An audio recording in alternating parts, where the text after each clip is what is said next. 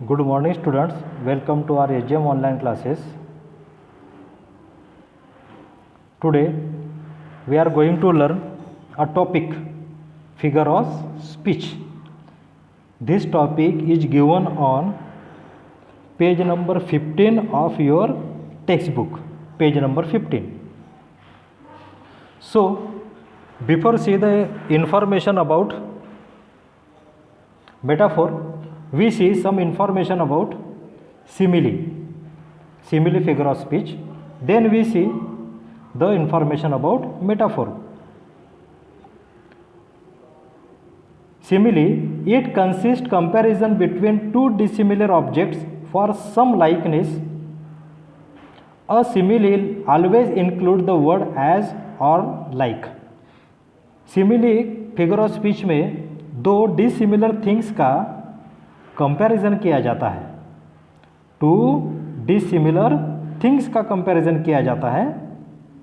उसमें बताया जाता है कि दोनों के बीच में कुछ लाइकनेस है, कुछ एक जैसा है, यह बताने की कोशिश की जाती है। और यह बताने की कोशिश करने के लिए उस सेंटेंस में लाइक और एज का यूज़ किया जाता है। लाइक और एज, इन दो में से किसी एक का यूज़ किया जाता है। कभी कभी इसमें यस और सो का भी यूज़ किया जाता है। यदि एज यूज नहीं करना है तो उसके जगह में सो का भी यूज़ किया जाता है, लेकिन जनरली हमें एज और लाइक यह टू वर्ड दिखाई देते हैं सिमिली में। We see some examples about simile figure of speech.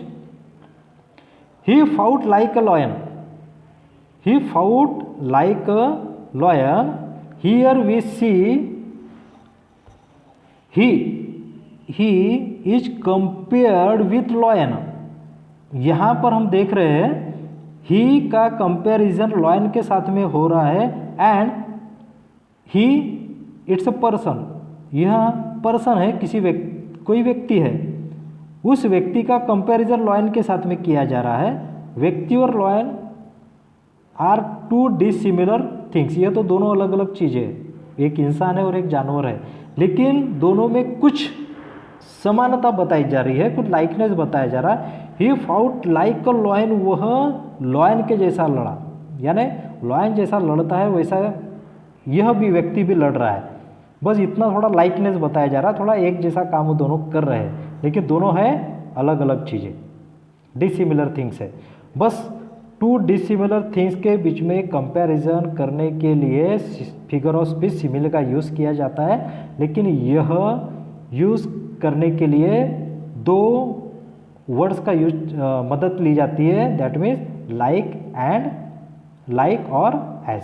बस दो ही चीज़ों का यहाँ पर यूज़ करके सिमिली फिगर्स बनाई जाती है, लेकिन उनका काम क्या होता है, दो डिसिमिलर थिंग्स के बीच में कंपैरिजन करवाना। हम देख रहे हैं कि ये एज और ये लाइक है, इन दोनों का ही यूज़ किया जाता है। हम इस एग्जाम्पल में भी देख रहे हैं ये लाइक का यूज करके जो दो डिसिमिलर थिंग है उनको कंपेयर कर दिया गया। Here he that means person is compared with lion. Second example, he ran like a tortoise, वह टॉर्टाइज की तरह दौड़ रहा है, वह टॉर्टाइज की तरह दौड़ा। ही रैन लाइक अ टॉर्टाइज, अब टॉर्टाइज दौड़ता है धीरे धीरे चलता है, इसका मतलब वो पैदल धीरे धीरे चल रहा होगा। एग्जाम्पल है he ran like a tortoise. He, again he की जगह आप किसी का भी नाम भी ले सकते हो, for example Ram, Ram ran like a tortoise. Ram या ही दोनों भी पर्सन ही है। Here he is compared with tortoise, he का कंपैरिजन टॉर्टाइज के साथ में हुआ है और उसका कंपैरिजन दिखाने के लिए लाइक का यूज हुआ है, that means it's a simile figure of speech. Next, our soldier are as brave as lions. दो बार यहाँ पर एज का यूज हुआ है, लेकिन है तो figure of speech simile he. Simile में एज और लाइक का यूज होता है, बहुत ज़्यादा आपने नहीं भी सोचा। यदि टू वर्ड्स भी आपको दिख गए एज या सिंगल एज, तो आप मान लो कि वह फिगर ऑफ स्पीच सिमिली ही है। लेकिन अब डिटेल में हमें पढ़ना है, तो हम पहले कंपैरिजन देखेंगे कि टू डिसिमिलर थिंग्स कौन सी है इस सेंटेंस में कि जिसका कंपैरिजन किया गया है। तो यहाँ पर एक सोल्जर है और एक लॉयन है जिसका कंपैरिजन कर रहे हैं, और वो कंपैरिजन करने के लिए यहाँ पर एज का यूज किया है। So it belong to simile figure of speech. Next example, her cheeks are like a rose. Her cheeks are like a rose. Her cheeks, यहाँ पर हर का कंपैरिजन किसी के साथ में नहीं हो रहा है, हर के चिक्स का कंपैरिजन किसी के साथ किया जा रहा है। ये जो चिक्स है, हर चिक्स, उसका कंपैरिजन इस रोज के साथ में किया जा रहा है कि उसके गाल रोज की तरह है, और वह कंपैरिजन बताने के लिए यहाँ लाइक का यूज कर दिया गया है। So it is also example of simile. Then we see our main topic metaphor. अब जो हमें पढ़ना है, हमारे बुक में जो दिया है पेज नंबर 15 पर, उसे हम उसके बारे में स्टडी करेंगे। We have to understand the metaphor figure of speech. यह भी एक फिगर ऑफ स्पीच है, मेटाफोर।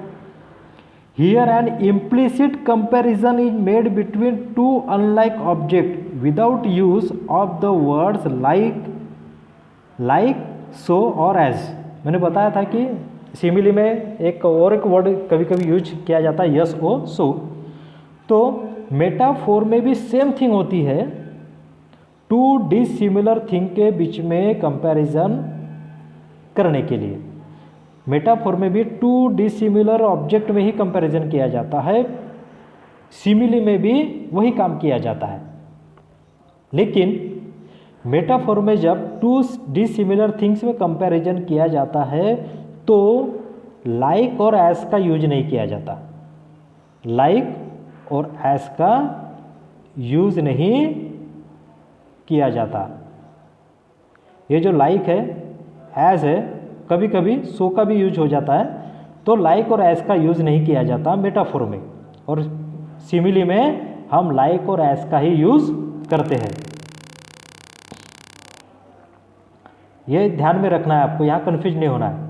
दोनों में भी, सिमिली में एंड मेटाफोर में, टू डिसिमिलर थिंग का ही कंपैरिजन किया जाता है। लेकिन सिमिली में जब कंपैरिजन होता है तो लाइक और एज का यूज किया जाता है, और मेटाफोर में जब कंपेयर किया जाता है तब लाइक और एज का यूज नहीं किया जाता।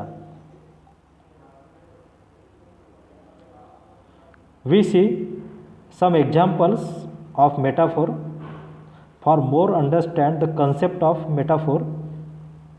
Children are the most beautiful flowers in the garden of humanity. Here children are directly और इम्प्लिसिटली कंपेयर्ड विथ फ्लावर्स। यहाँ पर भी बिल्कुल चिल्ड्रन का कंपैरिजन फ्लावर के साथ हो रहा है। हम सिमिली का भी एग्जाम्पल देख लेते हैं। यहाँ पर ही का कंपैरिजन टॉर्टाइस के साथ हो रहा है। दोनों में भी देखो, दोनों भी विभिन्न चीज़ें हैं। यहाँ ही और टॉर्टाइस के बीच में कंपैरिजन बताया जा रहा है, यहाँ पर चिल्ड्रंस और फ्लावर्स के बीच में कंपैरिजन बताया जा रहा है। अब दोनों में कंपैरिजन बताया जा रहा है, तो हम अभी पता कैसे करें कि how to identify it's a metaphor और सिमिली। तो हमें क्या करना है, सिर्फ हमें ध्यान देना है कि कंपैरिजन तो हो गया, टू डिसिमिलर थिंग्स के बीच में यहाँ पर कंपैरिजन तो हो गया, बट आप देखो यहाँ पर कहीं पर भी आपको इन दोनों के बीच में एज का या लाइक का यूज़ दिखाई दे रहा है। हम देख पा रहे हैं कि फ्लावर्स और चिल्ड्रन के बीच में कहीं पर भी एज और लाइक का यूज़ नहीं है, लेकिन कंपैरिजन है, इसलिए यह metaphor.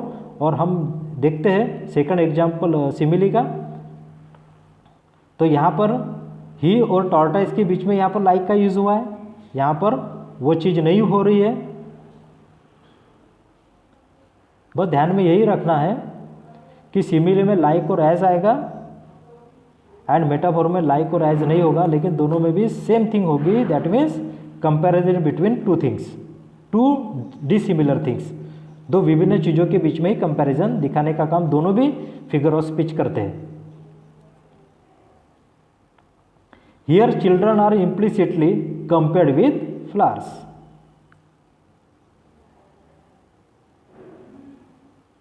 The camel is the sheep of desert. Another example of metaphor. The camel is the sheep of desert. Camel के और शिप के बीच में कंपैरिजन हुआ है, लेकिन बीच में हमें लाइक और एज नहीं दिखाई दे रहे, सो it is the example of metaphor.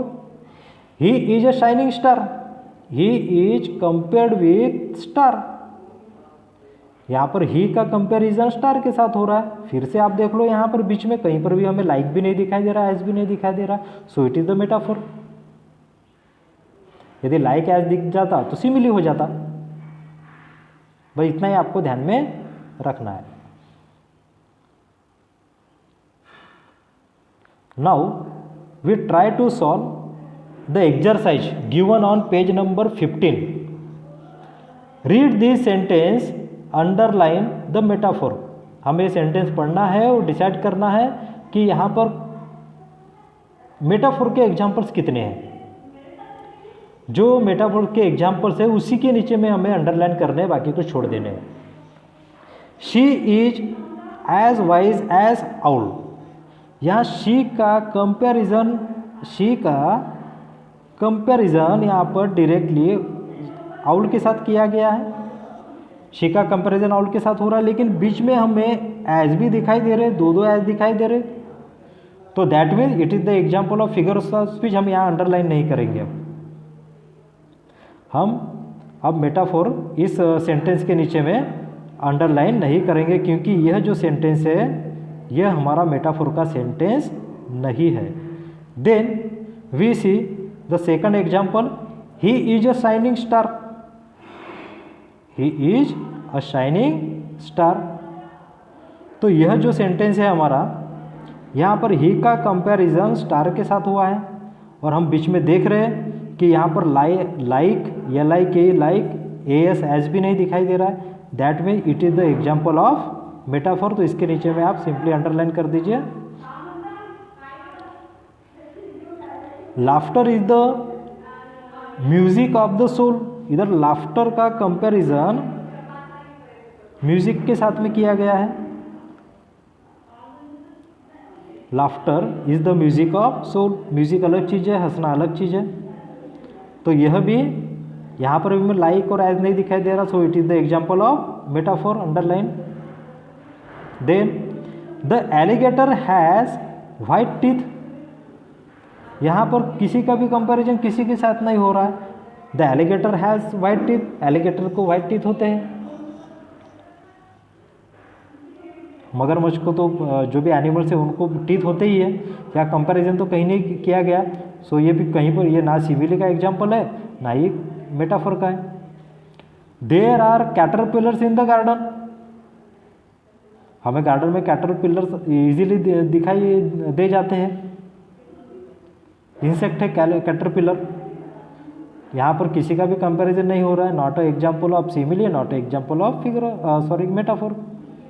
Don't underline it. The peaceful lake was mirror.